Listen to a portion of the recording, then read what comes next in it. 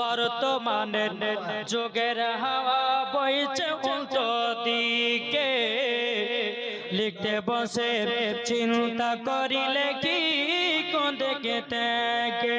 বর্তমানের যুগের হাওয়া বইছে উল্টো দিকে লিখতে বসে চিন্তা করিলে কি কোন দিকে থেকে রাস্তার মাঝে চলতে চলতে দেখি হাজার হাজার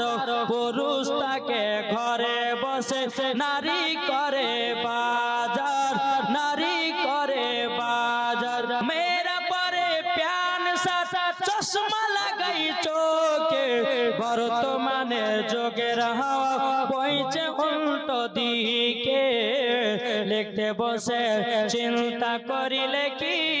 কোন দিকে থেকে জোরে বলুন আট মহাবা